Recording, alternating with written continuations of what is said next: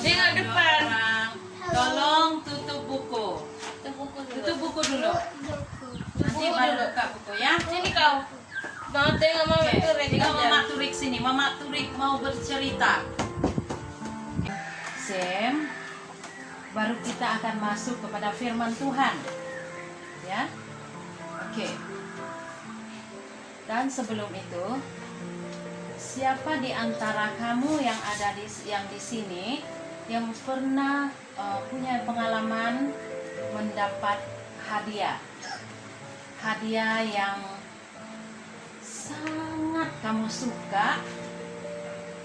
Kalau boleh hadiah itu kamu tidak mau dia hilang daripada kamu. Kamu pernah mengalami pengalaman demikian? Pernah. Pernah? Tidak pernah. Tapi pernah dapat hadiah lah. Pernah. Tapi hadiah itu tidak seperti yang kau inginkan. Oke. Dari Sisi pernah? Tidak pernah. Tidak pernah menerima tuh. Wow, ini yang saya suka. Pernah? Pernah? Tidak pernah. Oke, Bibi, Nenek pernah? Pernah dapat hadiah? Hadiah yang kau suka? Ya, pernah lah. Sekali. Satu kali pernah mengalami. Oke. Ayang pernah dapat hadiah? Hadiah yang kau suka pernah?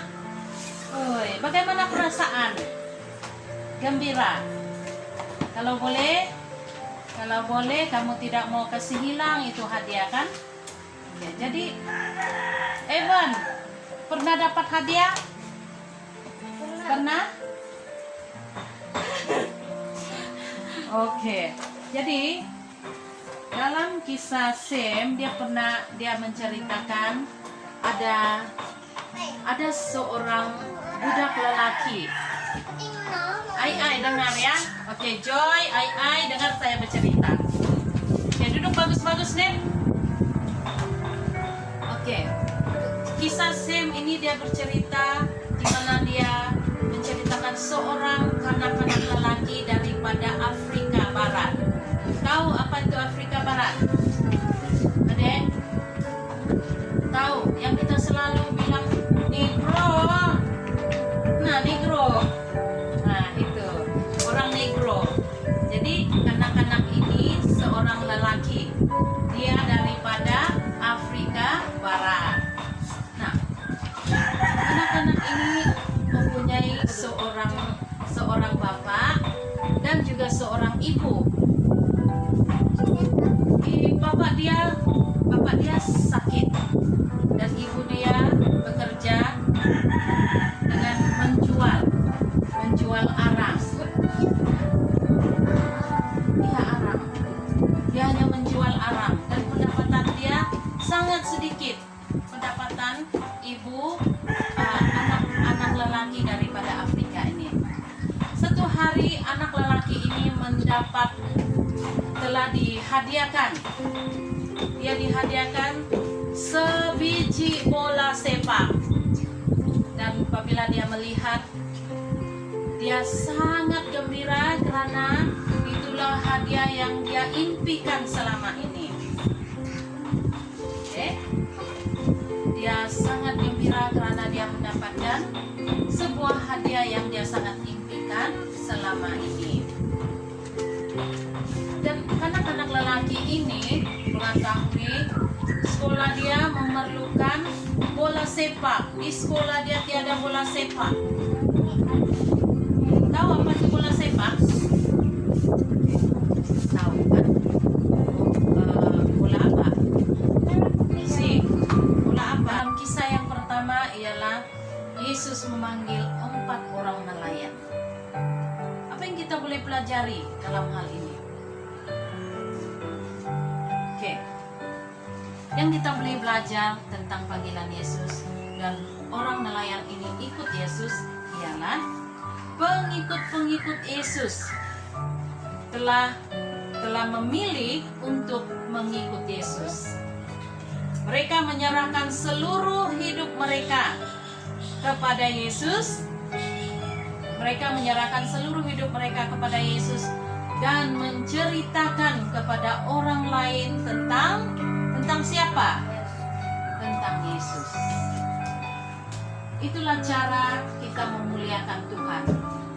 Kita berikan kehidupan kita seluruhnya kepada Tuhan, dan kita akan bercerita kepada kawan-kawan kita tentang Yesus. Apa yang kamu mau ceritakan tentang Yesus? Saya pasti kamu bercerita bagaimana Yesus memanggil. Ya kan? Oke. Kita apabila apa yang kita belajar di sini ialah mengapa Tuhan Yesus memanggil. Mula-mula Yesus memanggil pengikut-pengikutnya, dan mereka semua meninggalkan pekerjaan-pekerjaan mereka. Mereka serahkan seluruh kehidupan mereka kepada Tuhan, dan mereka menceritakan tentang Yesus kepada orang lain, supaya orang lain juga bisa mendengar tentang Tuhan dan diberikan keselamatan. Mau lagi bercerita? Mau lagi? Mau lagi? Oke. Kisah yang kedua. Di dalam selepas itu Yesus pergi ke seberang Tasik Galilea. Tadi di tepi Tasik kan, sekarang dia menyeberang ke Tasik Galilea. Kemudian Yesus naik ke atas bukit. Yesus naik ke atas bukit lalu duduk di situ bersama-sama dengan pengikut-pengikutnya. Pada waktu itu sudah hampir perayaan Paskah. Pada waktu itu Yesus melihat di sekelilingnya berduyun-duyun ataupun ramai orang yang ikut dia. Nah, Yesus mengatakan kepada Filipus, di mana kita boleh mendapatkan makanan kepada orang ramai ini? Nah, Filipus berkata kepada Yesus, tidak mungkin kita boleh memberikan makanan dengan jumlah orang yang ada pada hari ini, dengan 5.000 orang. Simon dan Andreas berkata, seorang anak lelaki yang ada di sini mempunyai 5 keping. Siapa yang pernah mendengar cerita ini? 5 keping roti barli kue dan 2 ekor ikan. Nah, seorang anak kecil. Nah, kalaulah anak kecil ini tidak mau mengungsikan ikan dan kue yang ada pada dia dengan orang ramai yang ada di situ, bolehkah orang ramai itu makan? Tidak boleh.